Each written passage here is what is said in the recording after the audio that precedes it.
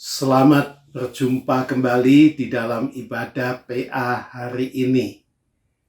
Sebelum kita masuk di dalam bahasan, mari kita tundukkan kepala, kita masuk di dalam doa lebih dahulu.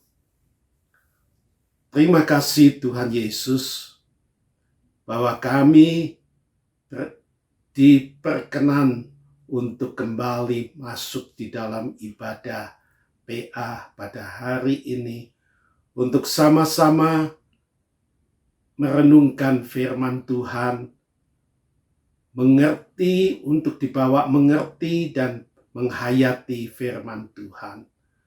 Tenangkan hati dan pikiran kami ya Tuhan, jernihkan supaya kami dapat menyerap firman yang murni itu di dalam hidup kami ini. Dan firman Tuhan akan membawa kami hidup sesuai dengan kehendak dan rencana Tuhan, supaya hidup kami sungguh-sungguh menjadi kesukaan hati Tuhan dan mempermuliakan nama Tuhan dan menjadi berkat bagi sesama. Roh Kudus kiranya akan menolong hamba-Mu yang memberitakan firman ini dan memberkati anak-anak-Mu yang menyaksikan tayangan ini secara online, kapanpun dan dimanapun mereka berada, supaya berkat firman Tuhan melimpah di dalam hidup kami ini. Terima kasih, di dalam nama Yesus Tuhan kami berdoa. Amin. Firman Tuhan yang akan kita renungkan hari ini terdapat di dalam Amsal pasal 30 ayat yang ke-10 hingga ayat yang ke-20. Diberi judul Perkataan Agur jilid 2. Nah, kita mulai dengan ayat yang ke-10. Jangan mencercah. Sekali lagi, jangan mencercah seorang hamba pada tuannya, supaya jangan ia mengutuki engkau, dan engkau harus menanggung kesalahan itu. Nasihat yang diberikan kepada kita adalah jangan sampai kita mencercah ataupun mengata-ngatai seorang hamba yang tidak berdaya, hamba yang lemah, hamba yang miskin, yang tidak berdaya itu, dengan kata-kata yang menjelek-jelekkan, yang menyudutkan, tetapi tidak mempunyai dasar alasan yang benar. Akibat daripada cercaan itu, barangkali hamba itu yang tidak berdaya, tidak dapat membalas cercaan itu, dia akan mengeluarkan kutukan, dan kutukan itu harus ditanggung oleh kepada orang yang mencercanya itu. Di sini yang penting ditujukan kepada orang yang mencerca. Ya, orang ini bisa orang lain, tapi mungkin juga tuan dari hamba itu sendiri. Nah, hamba untuk masa kini, masa kita saat ini, itu nyaris sudah hampir tidak ada. Lalu, pengertian hamba ini dapat diidentikan dengan orang bawahan, ya, orang yang lemah, orang yang tidak berdaya, yang tidak dapat membalas apa-apa bila dia dicerca, bila dia dihina, bila dia dijelek-jelekan. Nah, ini perbuatan ini oleh Amsal diingatkan, jangan dilakukan. Mentang-mentang sebagai Tuan yang berkuasa, mentang-mentang sebagai orang luar yang mempunyai kekuatan yang lebih dari hamba, maka jangan hal itu dilakukan, karena akibatnya kecelakaan itu kutukan itu harus ditanggung dirinya sendiri. Ya, Amsal ini mengingatkan jangan berkata-kata seenak hati sendiri, semau gue, yang menghina orang, yang mencerca orang. Hati-hati. Kemudian kita lanjutkan ayat yang ke-11 sampai dengan ayat yang ke-14. Ayat yang ke-11, ada keturunan yang mengutuki ayahnya dan tidak memberkati ibunya.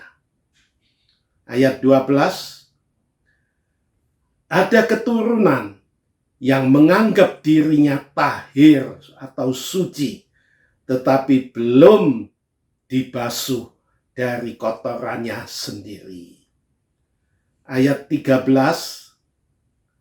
ada keturunan yang berpandangan angkuh, yang terangkat kelopak matanya.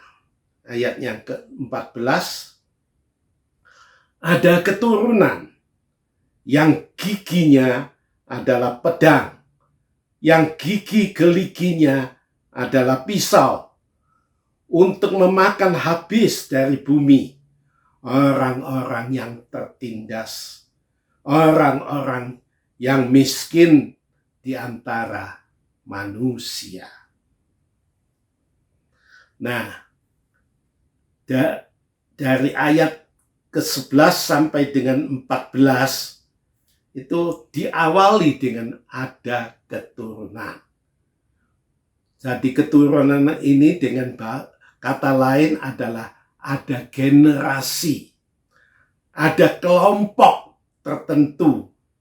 Ya, di sini dicatat ada 4 generasi atau 4 kelompok. Yang pertama itu kelompok atau generasi anak yang mengutuki ayahnya dan tidak memberkati ibunya. Ini adalah anak yang tidak berbakti kepada orang tuanya, yang tidak tahu berterima kasih kepada orang tua yang melahirkan dia. Nah, bukan saja tidak berterima kasih, tidak menghormati, sebaliknya malah menjelek-jelekkan orang tua, mengutuki orang tua. Ini adalah satu generasi yang tidak baik.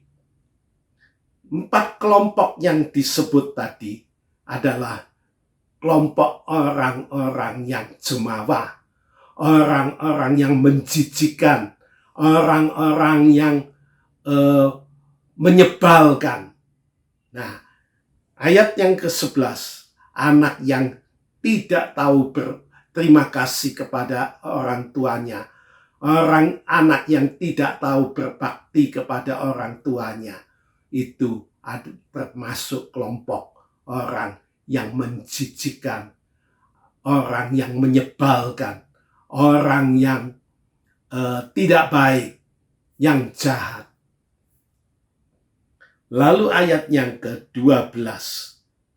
Termasuk dalam kelompok ini adalah mereka yang menganggap dirinya tahir, dirinya suci, dirinya benar, tetapi padahal belum dibasuh dari kotorannya sendiri.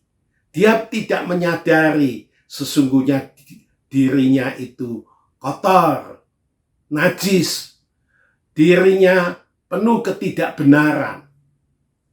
Tetapi dia menganggap dirinya benar, dirinya suci, dirinya baik, dan sebagainya. Orang sejenis ini adalah orang yang menyebalkan, orang yang menjijikkan, karena tidak menyadari segala kelemahannya, kenajisan yang ada di dalam dirinya. Sebaliknya, menganggap dirinya benar, menganggap dirinya suci. Tidak berkenan di hadapan Tuhan orang yang sedemikian ini. Lalu ayat yang ke-13. Ini kelompok yang lain lagi adalah kelompok yang mempunyai, yang berpandangan angkuh, orang yang jemawah, yang terangkat kelopak matanya. Orang yang jemawah, orang yang angkuh, orang yang sombong, menganggap dirinya sendiri lebih baik, lebih pintar, lebih pandai, lebih cerdas daripada orang lain. Sedangkan orang lain dianggap hina, kotor, menjijikkan, bodoh, dan seterusnya. Orang yang jemawa yang sedemikian ini tergolong dalam kelompok orang yang menyebalkan, ya, keturunan atau generasi yang menjijikkan, termasuk dari orang yang berbuat jahat karena kesombongannya dan yang menghina orang yang lemah. Ayat yang ke-14. Ini keturunan lain lagi. Yang giginya adalah pedang. Yang gigi geliginya adalah pisau. Ini orang digambarkan sebagai diidentikan sebagai binatang buas. Binatang buas mengandalkan gigi-giginya untuk menerkam mangsanya, untuk mencabik-cabik mangsanya, untuk membinasakan mangsanya. Dikatakan orang yang giginya adalah pedang, yang geliginya adalah pisau, itu untuk memakan habis dari bumi orang-orang yang tertindas, orang-orang yang tidak berdaya, orang-orang yang miskin di antara manusia. Inilah yang perilaku binatang buas yang menerkam dan mencabik-cabik mangsanya yang lebih lemah, yang lebih tidak berdaya. Dan ini tergolong sebagai orang-orang yang menjijikkan, yang menyebalkan, yang jahat adanya. Kemudian kita lanjutkan ayat 15 dan 16. 15 dan 16. 15, si lintah mempunyai 2 anak perempuan. Untukku dan untukku ada 3 hal yang tak akan kenyang. Ada 4 hal yang tak pernah berkata cukup. Ayat 16, dunia orang mati, dan rahim yang mandul, dan bumi yang tidak pernah puas dengan air, dan api yang tidak pernah berkata cukup. Di sini kita melihat ayat yang ke-15 digambarkan dengan lintah yang merupakan gambaran orang yang rakus, yang tamak, ya, yang semuanya itu dikatakan untukku. Nah, tidak pernah merasa puas dirinya, ya, tidak puas. Untukku semuanya. Orang lain tidak kebagian dan tidak usah dibagi. Gitu. Nah, si lintah mempunyai 2 orang anak. Sifatnya sama, untukku. Semua itu untukku. 2 anak yang dilahirkan itu bahkan lebih rakus, lebih tamak dari generasi induknya. Saudara-saudara, sifat rakus atau tamak itu tidak pernah merasa puas dengan apa yang sudah dimilikinya. Tidak ada rasa syukur karena apa yang sudah dimilikinya. Selalu merasa dirinya kurang dan kurang. Dan selalu ingin apa yang ada itu untukku, orang lain gak kebagian, gak apa-apa. Nah, itulah sifat lintah yang gak pernah merasa puas. Kemudian dikatakan bahwa ada 3 hal yang tidak akan kenyang. Dan ada 4 hal yang tidak pernah berkata cukup. Ya.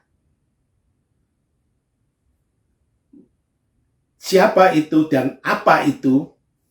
Ayat 16 menunjukkan bahwa yang merasa tidak cukup atau tidak pernah merasa kenyang itu adalah dunia orang mati. Kubur selalu terbuka untuk orang mati. Dimanapun, kapanpun, seberapa banyak pun kubur itu terbuka untuk menelan mayat-mayat orang mati. Lalu yang kedua, rahim yang mandul. Alkitab mengatakan rahim yang mandul itu karena ditutup oleh Tuhan sehingga dia mandul, tidak dapat melahirkan putra atau putri. Nah, Alkitab mengatakan anak yang dilahirkan oleh pasangan suami istri itu adalah anugerah daripada Tuhan. Rahim yang tertutup, rahim yang mandul itu dapat digambarkan di dalam Perjanjian Lama adalah yang ditutup oleh Tuhan, tidak memperoleh anugerah daripada Tuhan. Rahim yang tertutup ini dikatakan selalu merasa bagaimana bisa melahirkan anak. Ya, tidak henti-hentinya berusaha, tapi usaha yang paling terkait dengan firman adalah mohon kemurahan Tuhan, supaya rahimnya terbuka dan bisa melahirkan putra-putri yang didambakan itu. Kemudian yang ketiga adalah bumi yang tidak pernah merasa puas dengan air. Ini adalah tanah yang gersang, kering kerontang. Nah, diberi air seberapa banyak pun selalu diserap.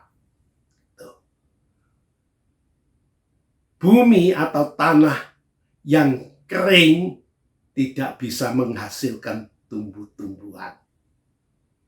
Ya, dia butuh air. Dan air ini akan diserap. Lalu juga yang keempat, api yang tidak pernah berkata cukup. Api yang berkobar, membara, membakar sebuah bangunan, dia akan merantak ke sana ke sini. Nggak cukup satu bangunan yang dilahapnya, tapi dia akan menjalar ke sana sini, melalap ke sana sini bila tidak dipadamkan. Dia nggak akan merasa cukup. Nah, tidak akan merasa puas. Ini ayat yang ke-15 dan yang ke-16. Lalu ayat yang ke-17. Mata yang mengolok-ngolok ayah dan enggan mendengarkan ibu akan dipatuk gagak lembah dan dimakan Raja Wali. Penulis Amsal ini nampaknya sangat memperhatikan kehidupan seorang anak terhadap orang tuanya. Ya.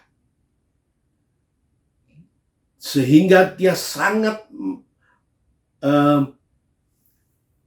mengungkapkan dengan sangat jelas bagaimana akibat daripada seorang anak yang tidak mau mendengarkan kata-kata nasihat orang tua, petunjuk orang tua, dan yang tidak mau, yang mengolok-ngolok, menghina orang tuanya, ayahnya, ibunya. Oh, anak yang sedemikian itu adalah anak yang durhaka. Ya, dikatakan di sini bahwa anak yang durhaka yang sedemikian ini pada akhir hayatnya dia akan dipatuk matanya oleh gagak lembah dan jenazahnya akan dimakan oleh anak Raja Wali. Dia akan, matanya itu buta karena dipatuk gagak lembah. Mata itu sangat berharga bagi kehidupan seseorang manusia.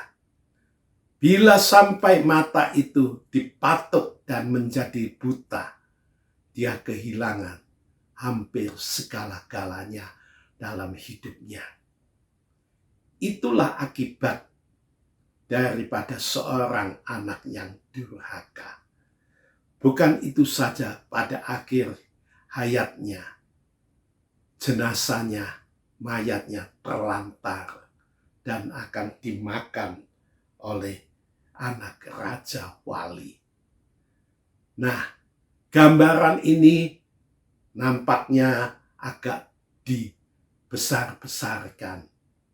Ya, tetapi ini merupakan suatu peringatan yang sangat tegas, sangat jelas untuk seorang anak jangan sampai menjadi anak yang durhaka terhadap orang tuanya.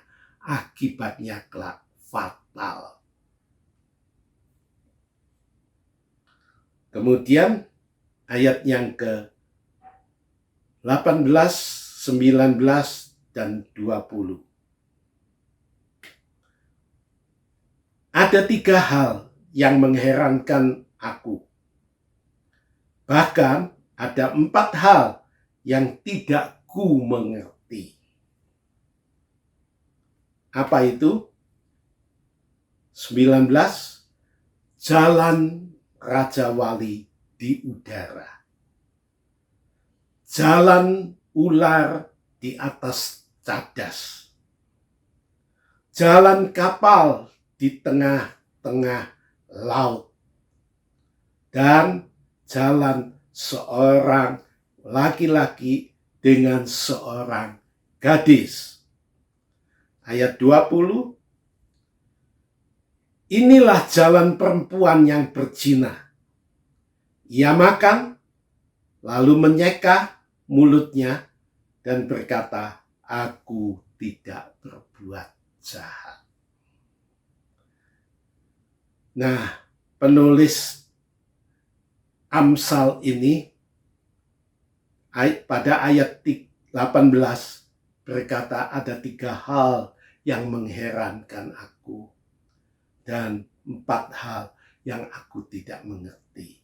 Karena hal itu semuanya sungguh di luar jangkauan pikiran kita dapat memahaminya dengan benar, dengan tuntas.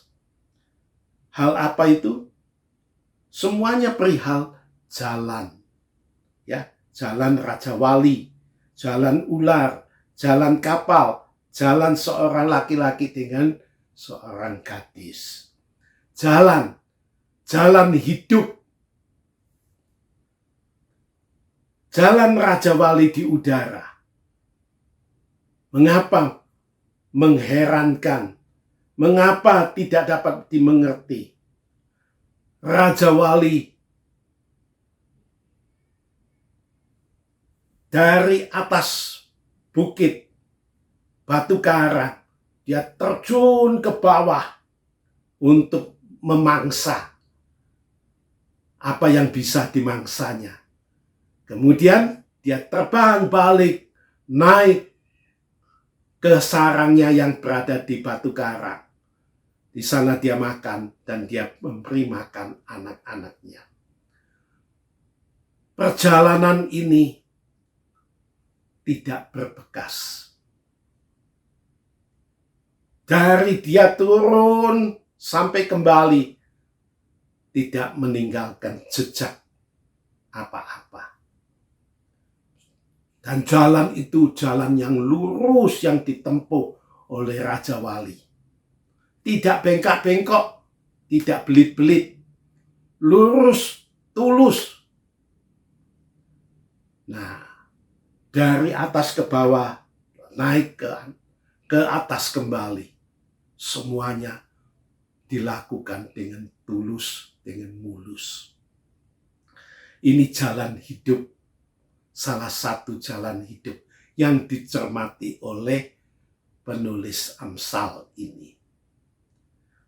Lalu yang kedua, jalan ular di atas cadas. Kita tahu ular jalannya nggak pernah lurus, belak-belok, berbelit-belit. Dan dia berjalan di atas cadas. Bukan digambarkan, bukan ular yang berjalan di atas pasir. Kalau di atas pasir meninggalkan jejak. Tapi kalau di atas cadas, dia tidak meninggalkan jejak apa-apa. Tidak meninggalkan bekas apa-apa.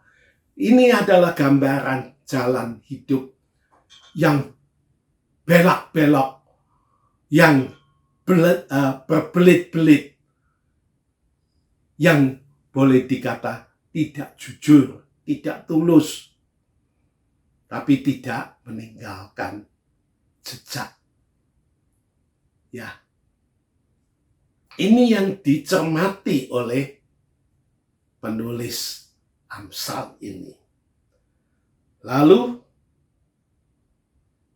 jalan hidup yang berikutnya digambarkan dengan kapal yang ada di tengah-tengah laut. Kapal ini bisa berjalan dengan tenang, dengan tentram di atas laut yang penuh dengan damai, sejahtera.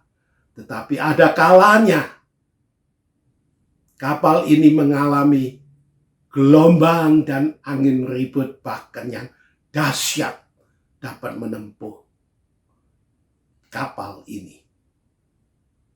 Tapi sesudah lewat semuanya itu tidak meninggalkan jejak. Tidak meninggalkan bekas apapun. Inilah suatu kehidupan. Sekadang bisa tenang, penuh sukacita, penuh damai. Tapi ada kalanya datang angin ribut, gelombang yang menakutkan, yang membahayakan. Ya. Tetapi semuanya bila sudah berlalu, itu tidak meninggalkan bekas jejak. Ini yang dicermati oleh penulis Amsal. Lalu yang berikutnya, itu jalan hidup seorang laki-laki dengan seorang gadis. Bagaimana seorang laki-laki bisa tertarik pada seorang gadis, dan sebaliknya, seorang gadis tertarik pada laki-laki. Menjalin suatu hubungan yang indah, suatu hubungan yang mesra di dalam kasih. Laki-laki mencintai yang perempuan, yang gadis. Gadis mencintai yang laki-laki. Membawa mereka pada waktunya masuk pada jenjang pernikahan yang kudus. Masuk di dalam rumah tangga yang berbahagia. Nah, jalan hidup ini ajaib. Ya, indah, tapi tidak meninggalkan bekas, tidak ada jejaknya. Cuma dapat dirasakan indahnya. Luar biasa. Sampai Tuhan berkenan memberkati langkah-langkah hidup mereka itu dengan putra-putri keturunan. Saudara-saudara yang dikasihi oleh Tuhan Yesus, ini 4 jalan hidup yang digambarkan di dalam ayat yang ke-19. Lalu ayat yang ke-20. Inilah jalan perempuan yang berzina. Nah, ini jalan hidup dari seorang perempuan yang berzina. Sesudah dia berbuat zina, dikatakan apa? Ia makan, lalu menyeka mulutnya. Ya, dia melakukan sesuatu. Tapi kemudian dia menyeka mulutnya, membersihkan itu. Lalu dia berkata, aku tidak berbuat jahat. Ya, sesudah berbuat zina, dia mandi, membersihkan diri, bersih secara tubuh. Seolah-olah tidak meninggalkan jejak.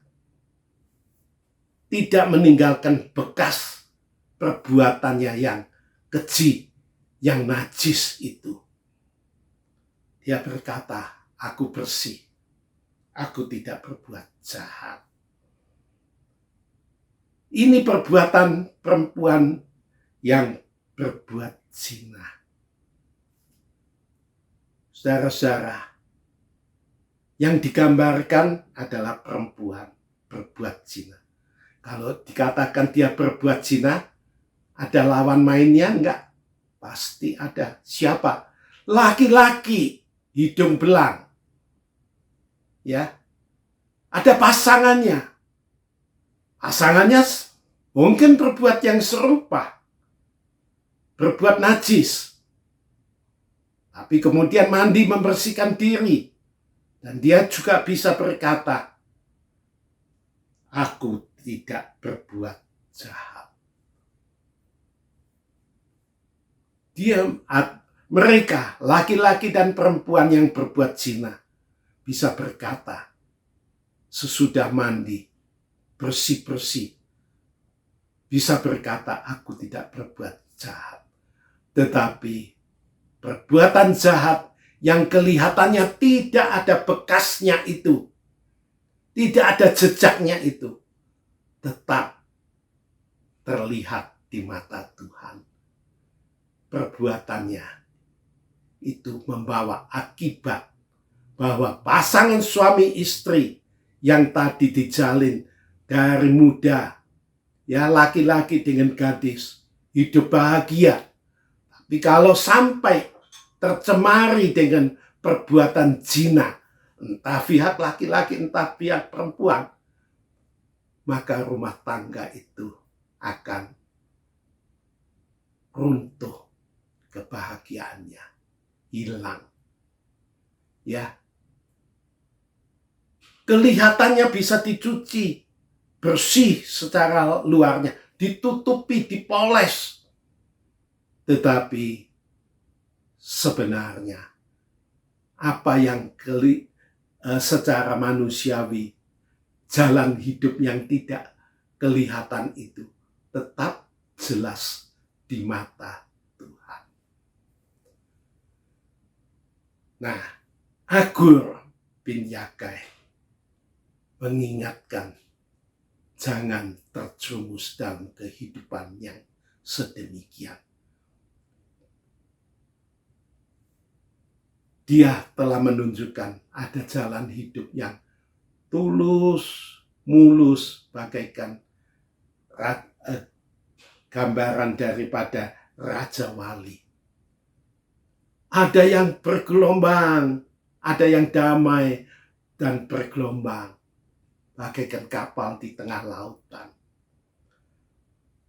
Tapi dia juga menggambarkan alangkah indahnya kalau hidup sebagai pasangan laki-laki dan gadis yang murni, bahagia.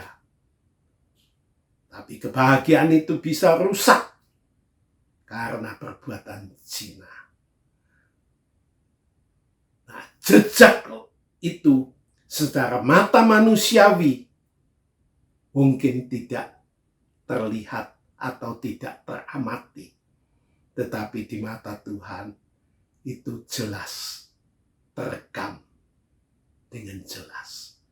Itulah sebabnya walaupun tidak terang-terangan,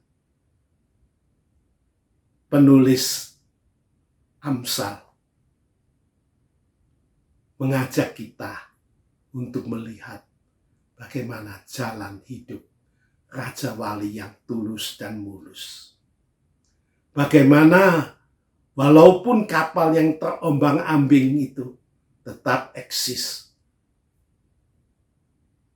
tetap terpelihara. Bagaimana kehidupan pasangan suami istri yang murni, yang bahagia, diberkati oleh Tuhan. Itulah mungkin yang diarahkan menjadi jalan hidup kita semuanya.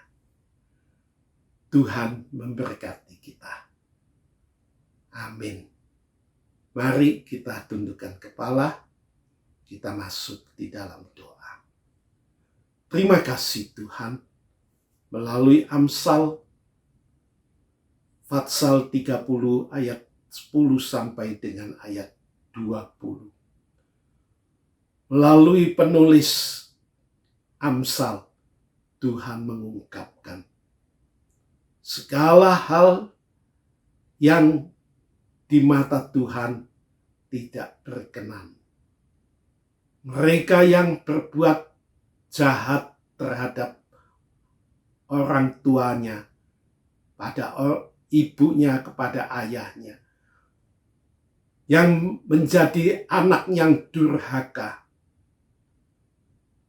mereka yang berbuat jahat yang lain, Tuhan, Engkau tahu jejak langkah mereka. Sekalipun mereka berusaha menutup-nutupi apa yang mereka lakukan dengan tidak berkenan di hadapan Tuhan, yang mencerca orang lain yang posisinya lebih lemah, yang lebih tidak berdaya, yang dilahap dengan gigi-gigi yang tajam. Tuhan, Engkau tahu semuanya. Tapi Tuhan, Engkau juga melalui Amsal ini menunjukkan betapa indahnya kalau hidup itu, jalan hidup itu lurus dan mulus, tulus, tidak sombong, tidak cemawa, tetapi taat kepada Tuhan. Engkau melindungi, Engkau menyelamatkan, dan Engkau memberikan damai sejahtera. Selama kami hidup di dunia, sampai kami dipanggil pulang, kami beroleh anugerah yang daripada Tuhan. Kiranya Tuhan memberkati kami semuanya. Tuhan berkenan memimpin kami untuk hidup dan berjalan di dalam jalan Tuhan, sesuai dengan firman Tuhan, hidup dalam kebenaran dan kesucian Tuhan. Nama Tuhan diagung muliakan dalam hidup kami. Demi nama Yesus Kristus kami berdoa. Amin.